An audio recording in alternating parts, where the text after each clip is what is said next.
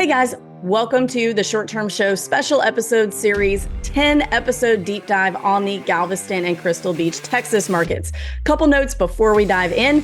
If you guys are looking for current income and current prices of properties in this market, you can get all of that info on our website at theshorttermshop.com. You can set up searches just like you do on Zillow or Realtor.com, all those places. And we do have all the income data as well. So be sure to check that out. Also, make sure you check out our other special episode series. So we have 20 markets that we operate as real estate agents in, and we have 10 episode series just like this one on all of those. Make sure to check out the short-term show as well as the short-term rental management show. And be sure to join our Facebook group. It's called Short-Term Rental Long-Term Wealth, same title as my book.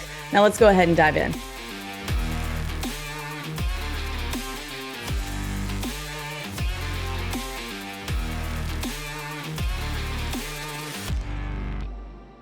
Hey guys, welcome back to another episode of the Short Term Show special episode series on the Galveston and Crystal Beach markets.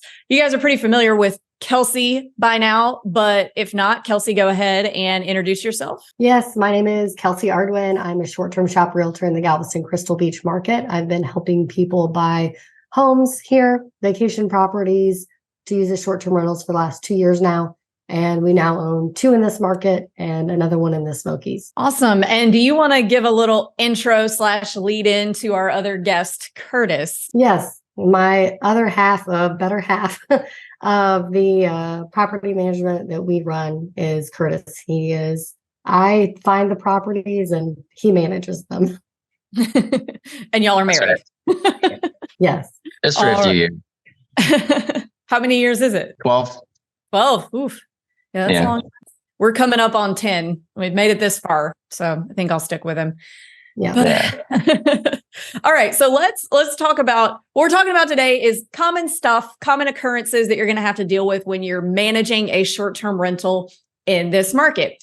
So we'll start with stuff that is a little more specific to beach markets and specifically this beach market because it is on the Gulf of Mexico. Let's just dive right into hurricanes. So I know a lot of times with weather and potential weather, guests will want to cancel before they even know that it's necessarily going to affect their vacation. So I think the way the news does when a hurricane comes into the Gulf of Mexico, everybody freaks out and they want to cancel everything, not understanding that, okay, the Gulf of Mexico encompasses several countries, a lot of states, a lot of miles. And, if a hurricane comes in the Gulf and hits Fort Lauderdale, it's not going to affect you guys over in Galveston. So let's talk about how we handle that. So say hurricane comes in the Gulf, we aren't quite sure where it's going yet, and your guests start asking questions. What's kind of the process there? So in the 2 years that we've had houses here in Crystal Beach, it hasn't come up. But I can say one thing. I don't want guests in my house if a hurricane is actually going to hit the peninsula. Right. I don't want them, leaving last minute. I need to be there, turning off the water and taking care of things if that were to happen. I think it's not super unlikely, but if they want to cancel before, I think I'd basically rely on the booking platform's cancellation policies if it doesn't seem likely that the hurricane is actually going to hit. And then it's kind of, I have to monitor it myself and determine, do I think it's actually going to come this direction? And if I don't think it's going to come this direction, I'll just refer to the booking platform cancellation policy that they signed up for when they booked the stay. Yeah, I totally agree with that. If a hurricane is actually threatening the area, then we, let the guests cancel full refund because, of course, we don't want you to put yourself and your family in harm's way. So if it truly is heading our direction, then we'll let them cancel and refund them. But you're right. If it's not coming anywhere near, then it's really not something that they need to be getting refunded for. So sometimes I feel like people will use that if it's way out in the future and it's not even going to hit till like next week. They're still just kind of talking about it. They don't know where it's going to go. Is it even actually a hurricane yet? And people are like, oh, I think I'm going to cancel maybe because they had another reason, So I think that's a good rule of thumb. If it actually is coming, you want to refund them. You don't want to put anybody in danger. But if it's not, you would just let them know about the cancellation policy. Make sure to point out, hey, it's heading towards South Florida. It's not heading towards the Texas coast and see what you can do there. So, but generally, sorry, I was going to move on, but then I've had another point to make. Generally, we don't give refunds for weather unless it is going to be, an actual hurricane affecting our exact area. So we just make sure to have that in all of our listing and rental agreement and stuff like that. So that way we're kind of protected if it's not coming anywhere near and they want to just cancel kind of for no reason. Yeah, hurricanes really have not been the issue that I think people maybe expect them to be. They hear about hurricanes in the Gulf, but Florida tends to take the hit.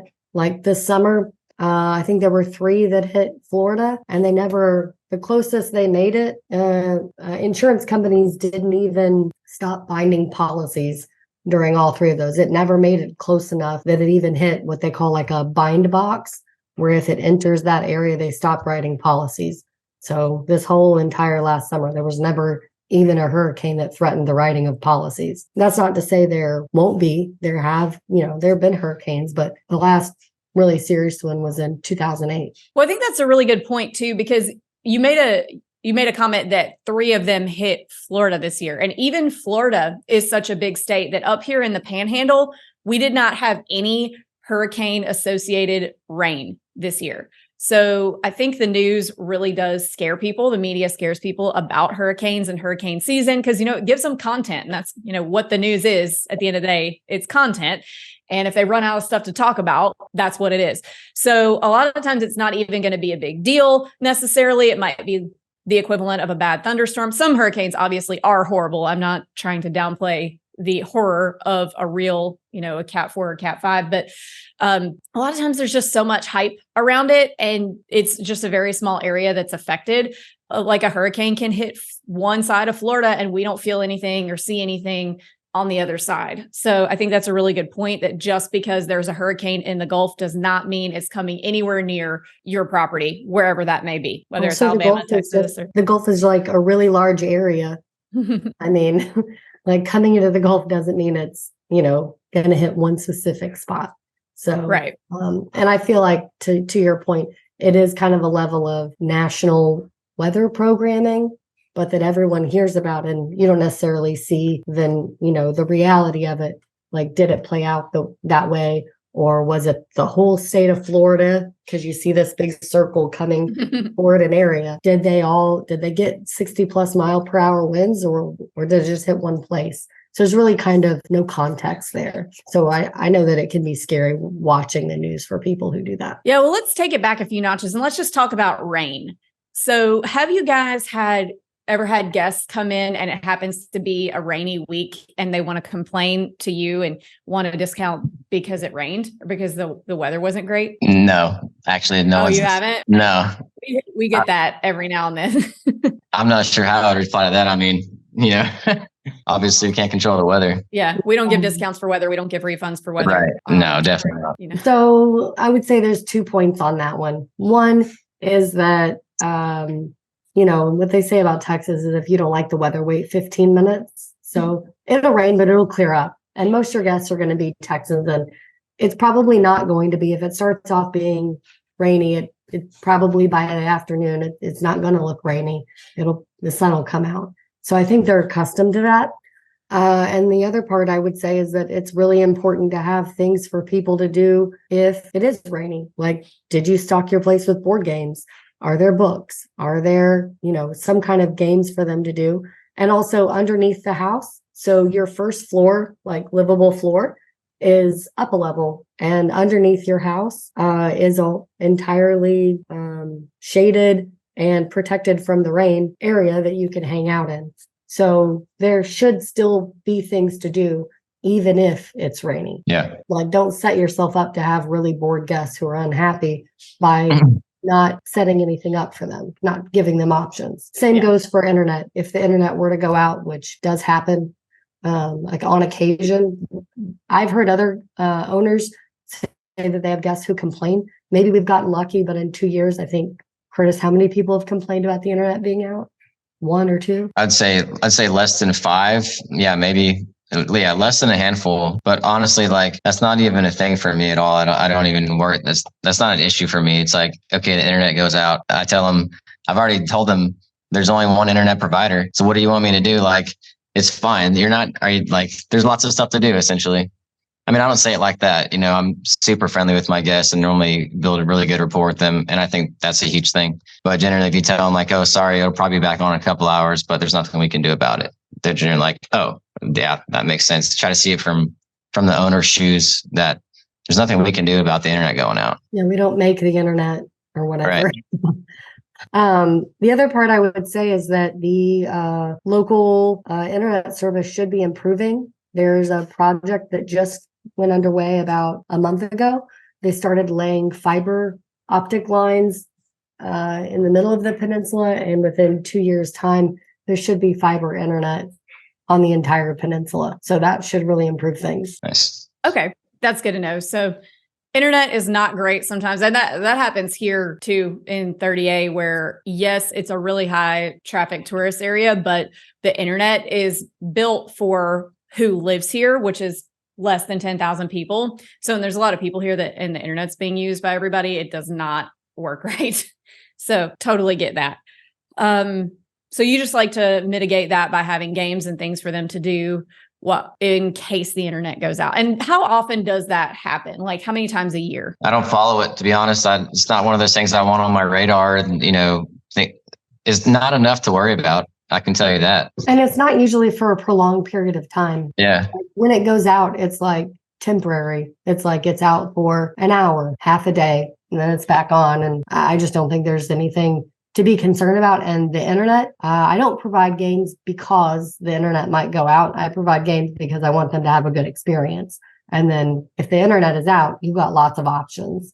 So I did think of something. If you, so I get emails from the internet company, and when they're doing service, they'll send you an email. Like I'd say once every couple of weeks, they'll send an email say, hey, there's going to be an outage during these hours. If I have a guest in a house at that time, I do communicate that because it just really sets expectations, and that really helps it. In the way they don't have a bad surprise. They're just like, okay, host told us it's going to be out during this time. We'll find something else to do. They're not like in the middle of their movie or their favorite show when it goes out. And they usually plan them at like weird times that people wouldn't. Like the last one was like at midnight or something. So not really a lot of people doing things. So if you find out about it ahead of time, make sure to let your guests know so they can make sure they go to lunch or something if it's going to be out. So let's get back to weather I guess it's not weather related. It's ocean related stuff. And in that market, do people like flip out at you if you call it the ocean instead of calling it the Gulf? Local people do. Yes. It's not like if you call it the ocean, it is the Gulf. But what kills me is people will say on island, as in that the peninsula is an island. And I'm like, it may feel like we're all on island time. And that's for real. The people are very much on island time, but it is a peninsula and you can drive there. Like on I-10, you can drive around through Beaumont and Winnie, or you can go south through Galveston, like coming from Houston, you go south into Galveston and get on the ferry and take the ferry across. The ferry is something we're talking about. We really mitigate there can be long waits on the ferry. Typically, our guests aren't checking in or out on a Saturday, and that's really when you get the highest traffic is high season, Saturday, like 11, 12, when everybody's had time to gather up all their kids and all the beach stuff and make it onto the ferry to come down for the day. That's not a time I would recommend getting on the ferry. But you actually can know that ahead of time. If the Galveston ferry has a Twitter account, and that's what I found to be the most up-to-date information. You can just Google Galveston ferry, and you don't even actually have to have an account. You can just scroll down in Google and look at, it's like the second result, and it will show you the latest tweet. And it'll say something like 15-minute wait in Galveston, minimal wait in Bolivar, 3 boats in service, like just super informational. Okay. So that would be a really good thing to like have in your digital guidebook in case people are coming, because most people probably will be coming from that direction, right? If they're coming from Houston, they're probably not going to go up through Beaumont. It's a wash. Right. We came to work on our third beach house, or our second beach house, third short-term rental, where Curtis is now. We came over the weekend after Thanksgiving, and we spent that with his sister in Kingwood. And when we came from Kingwood, it made more sense to drive from that side and not take the ferry. And I do explain in our message that goes out 24 hours or 48 hours before check-in, I have a little 2 paragraphs that explains Google Maps will get you right here. Here's the link for the ferry, wait times, and just kind of basic information about how to get here. I think it's important for any check-in message. Yeah, I think that's really important to have in your guidebook. That's a good tip. Speaking of Google Maps, something that is specific to the area and is kind of a weird one is in Google Maps. So Crystal Beach is an unincorporated city, and we're in Galveston County. A lot of the addresses, if you type in like our first beach house address, it will say Galveston is the city, even though it's in the county. And a very specific thing that all owners in Crystal Beach or on the Bolivar Peninsula need to know about is that if your address in Google Maps says Galveston, you have to contact Airbnb and VRBO and have your taxes that are collected from your guests corrected, because they'll be collecting for City of Galveston, which is a 9% hotel occupancy tax on top of the 6% for the state. So on our first beach house, it says Galveston for the city. We had to call and they changed it just like superficially, like changed it. But we had to submit a tax record printout showing showing our tax jurisdictions. Yeah, so the taxes that are collected from the guests would be the correct ones. So that's something I try to tell everybody. Yeah, that is good to know, because the taxes are different if you're in Galveston proper. Yeah, you'd want your guests to pay 6%, not 15%. It makes their stay cheaper and they're not getting anything for that additional 9%. Ooh, yeah, good call out for sure. Let's talk about locks. So you mentioned on a previous episode that you guys have had really bad luck with digital locks because of the corrosion. What are you doing to kind of work on that or work around it? We went dumb locks, and I love it. I love it. Seriously. I mean, our slag and code has been on the cabin in the Smokies for over 2 years now without any problem. The cleaners change the batteries whenever it beeps at them. Here, for the past 6 months or so, we just started using like a combo that we change periodically. And, it's less, I don't have to go and set up the codes.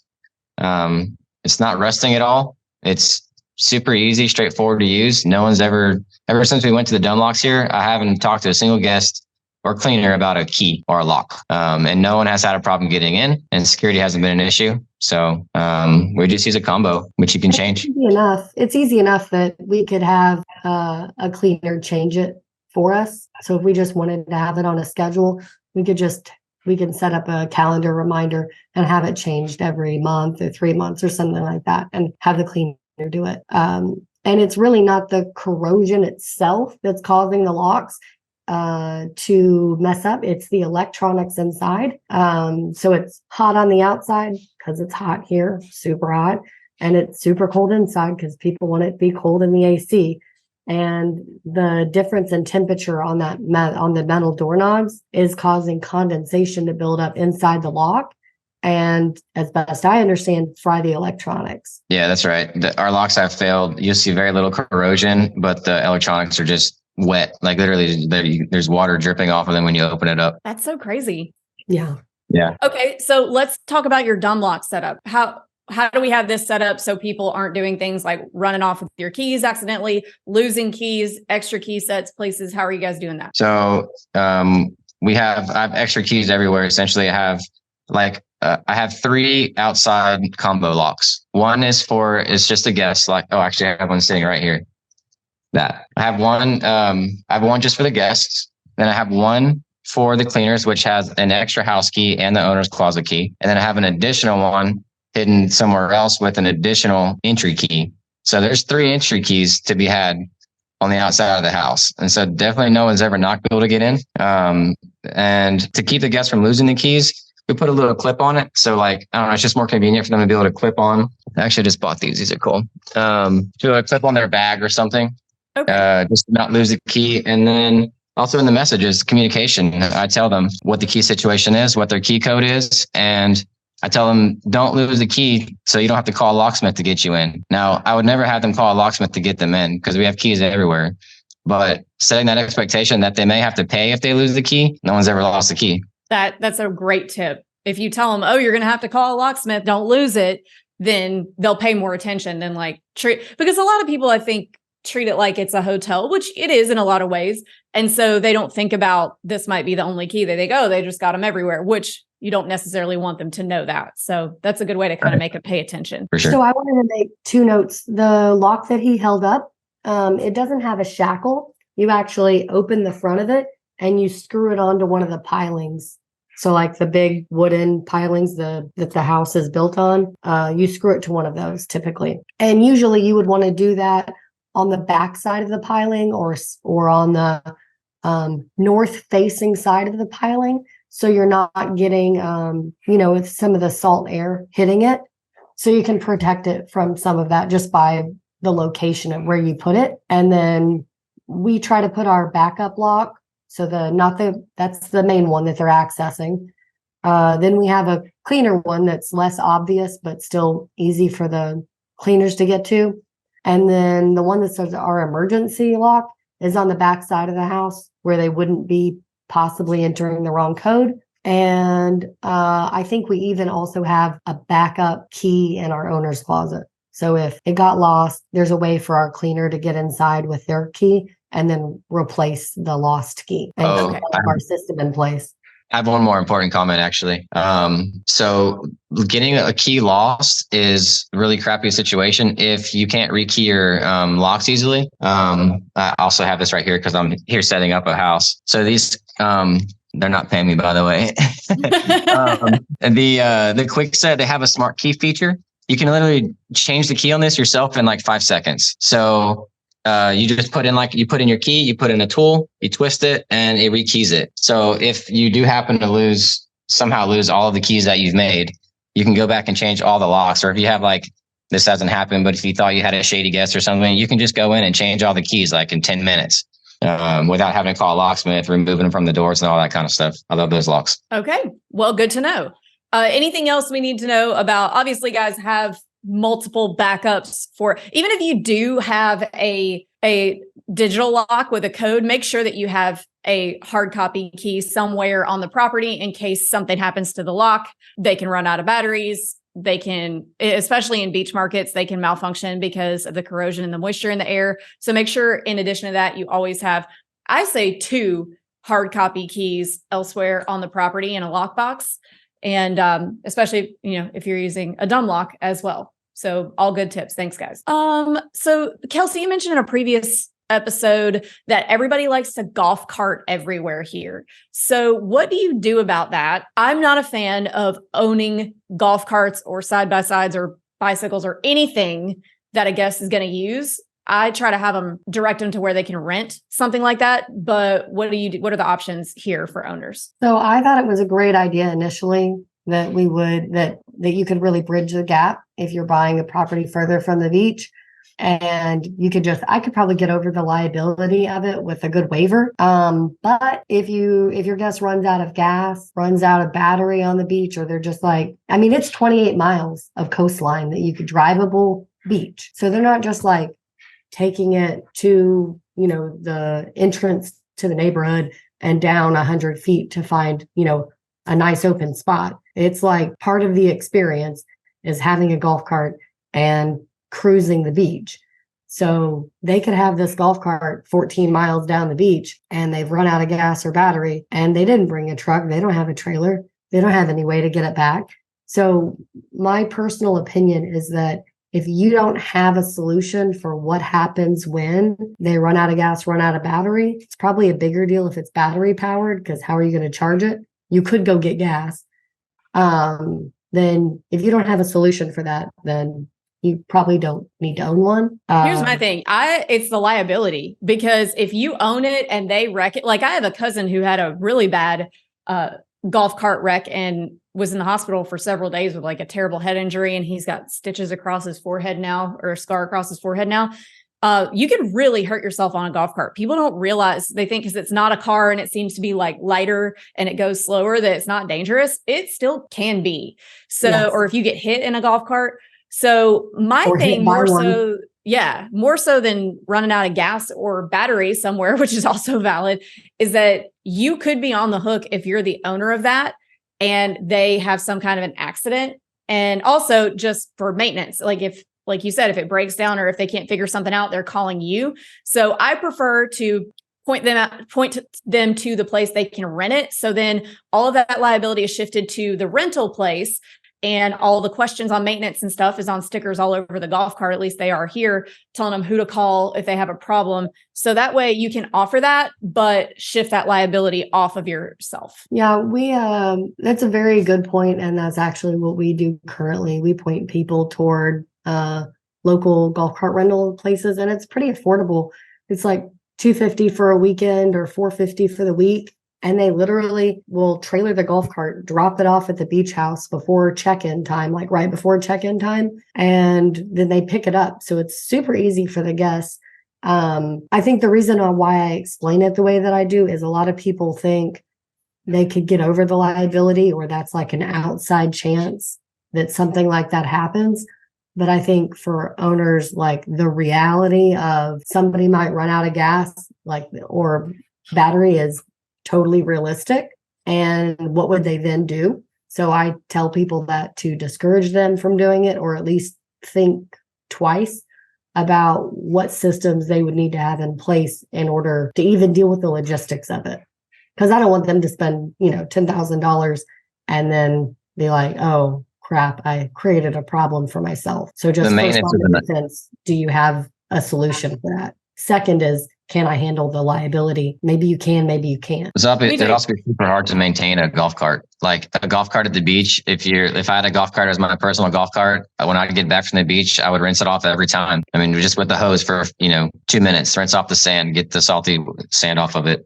There's no way you're doing that. I think it's going to rust out in 2 years, and your ROI is terrible on it.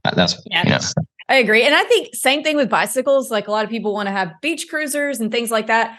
I still think farm that out to a rental company. So that's their maintenance to do. That's their headache. And they'll honestly, somebody who is a bike rental company for a living is going to give my guests much better service than me, who can't even ride a bike really. I grew up out in the country, guys, so wasn't a lot of pavement.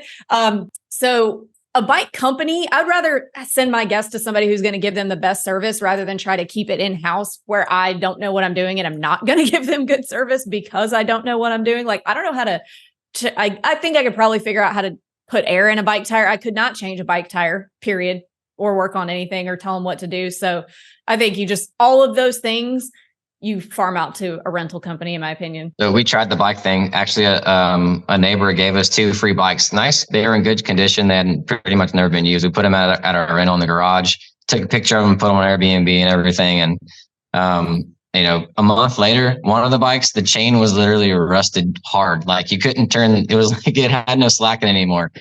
Just because someone probably took it to the beach and then it rusted literally to be immovable. And then the second one had a flat tire. And it's like, okay, I'm not going to be coming down to these houses and changing tires on bicycles. It's not worth my time. And who would you hire to do it? And you're going to hire somebody to go change a bike tire? It's not realistic.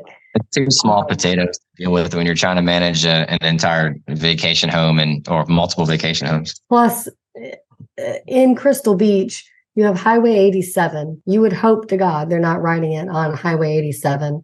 And then you will have the neighborhood that you're in. The only thing they could do, I don't really ever see anybody riding a bike on the beach. Do you? Do you see anybody riding bikes? I don't see them here. No, I don't ever see them riding bikes. I mean, you have to go over a decent amount of kind of loose sand, and then you could ride right by the water. But I don't see people very often doing it. So riding a bike would be limited to basically in the neighborhood, and it's probably only 5 or 6 streets. So I don't think the reward is there. Yeah. Oh, gotcha. Okay. So I think we've established any of that stuff, farm that out. Let's talk about, when do you guys give refunds and discounts? Because a lot of times everybody just asks for stuff. They want a discount. They want free stuff. That's just, the general public. So when do you think it is appropriate to offer a discount or a refund? If you're not able to provide what you said you're going to provide, that's kind of my golden rule. Mm-hmm. If we've said we're going to, obviously, like if we're going to say we're going to provide, I even go as far as like power outages. If someone gets there and it's cold outside and the power goes out for a couple hours, I'm going to be in constant communication with my guests. I'm going to make sure they're relatively comfortable. I'm not going to ask them to stay overnight in a house that's 40 degrees. While they're paying hundreds of dollars to do so. In my opinion, I'd rather just have them go somewhere warm and call it a loss on my part. Like, we're in hospitality. We need our guests to be happy. And I know people are like, never give refunds, don't give refunds. For me, if I can't provide the basic things, water, electricity, and a clean house, and the things that they thought they were going to get, even if it's out of my control, typically I just want them to be happy. It's kind of my MO. Yeah, I agree. If they're not getting what they paid for because you were unable to provide that, I think that they do deserve a refund or a discount. And I think we as hosts, we get so caught up in talking about, because nobody talks about like, oh yeah, I screwed up, so I gave him a refund. You only really see people complaining on Facebook posts and stuff about this guest wants a refund and I didn't do anything wrong and all this stuff. But there are definitely times that it is 1000% right and deserved to give a discount or a refund. So I just wanted to mention that, because I think a lot of times we as hosts talk about all the times that we won't give refunds, but there's absolutely times that we are running a hospitality business, and if you can't provide the experience that you promised, then you need to be able to do something for them for that. So I think we try to conduct our business in such a way that we think about, well, what if it was us? What if we rented an Airbnb for the weekend, spent nearly $3,000, and we don't have electricity? We're all hot and sweaty. Our kids are, we have a 5-year-old. She's sad because there's no night light, or whatever it is. And you can't shower in the dark. We're dirty from being at the beach. Whatever it might be. Like, how would you want a host to handle it if you were the guest? Yeah. So let's not lose sight of our hospitality in this business. Don't get so hardcore on the investment and the cash on cash return that we lose sight that it is a hospitality business. It's not unlike running a hotel or a restaurant or a bar or anything like that. Right. Yeah. So that was kind of the end of my questions. So is there anything related to common things that you deal with as a manager in this market that you think our listeners could benefit from hearing before we move on? I had a few notes, like, obviously with the weather, the humidity in the air, anything you're building when you're setting up, don't come and put like cheap carbon steel chains on your swinging benches. That's like legitimately a liability, because, in 6 months or a year, those chains are going to be all rusted out. You need to get coated chains or stainless steel cable. If you're rebuilding a deck or doing something, make sure you're using the proper hardware, so that you're not redoing it, or that it's not creating liability for your guests. That's, I'm kind of I'm our guest guy and our maintenance guy. So, most of my things are more like maintenance things. Freezes. That's probably a good one to talk about. That was probably what we should have covered in the refund, because our biggest refund has actually been over a winter freeze. And it's unusual, but we've had winter freezes the last 2 winters. Yeah. And so these houses aren't like, we're in South Texas. No houses in this entire region are built for freezes, unfortunately. And so we have like water pipes running along the pilings of the houses, exposed water pipes. There's like maybe a foam insulator around it if you're lucky, or if you put it there yourself. So basically, after experiencing winter freezes before, I think what I'm going to do is, if there's a high chance that things are going to freeze, I'm more likely to cancel, or not cancel, but encourage our guests to cancel. If it's going to freeze at night, if it's going to be in the 20s for 3 days, I'm going to tell our guests, hey, there's a very high chance the water's not going to be working. If you want to cancel, I'll give you a full refund. And that's like 1 weekend a year, right? We're making bank the rest of the weekends. That one weekend, you don't want to have guests there. That's what happened. Our water turned off, or the electricity turned off. And then so the water froze because there's no heat. And it's like, it's a compounding problem. So if it is going to be in the heart, like a hard freeze, think about, do you really want guests in your house? I don't. And it's always at Christmas. Why is it always at Christmas? It's like ruining my Christmas. Oh, yeah. Gosh. Yes.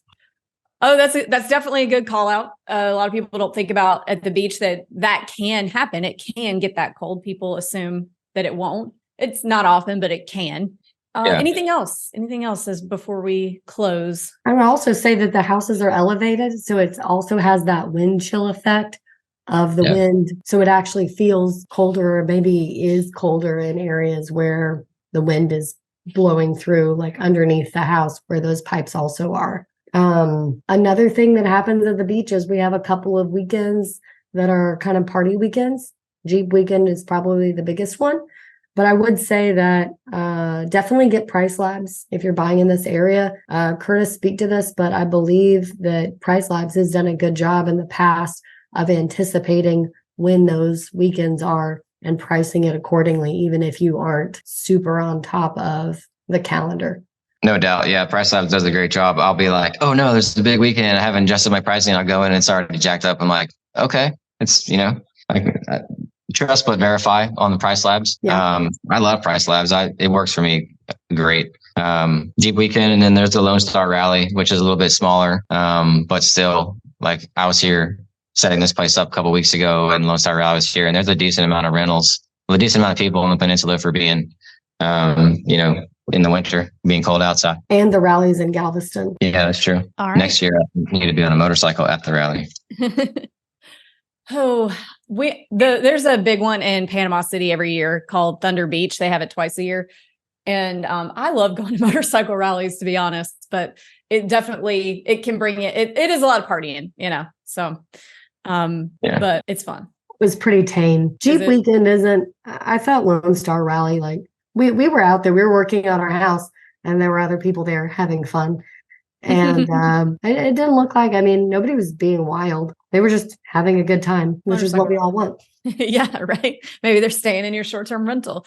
So guys, if you're ready to buy a short-term rental in the Galveston Crystal Beach market with Kelsey, you can email us at agents@theshorttermshop.com and we will connect you with her. Or if you're maybe not ready for that, but you do want to learn more about short-term rentals, there's a few ways you can do that. You can join our Facebook group. It's the same title as my book right behind me. It's called Short-Term Rental, Long-Term Wealth. We're all just hanging out in there talking about short-term rentals all day, every day. You can also join us on Thursdays. Luke and I have a live Q&A on Thursdays. You can sign up for that at strquestions.com. Thanks, guys. We'll catch you on the next episode.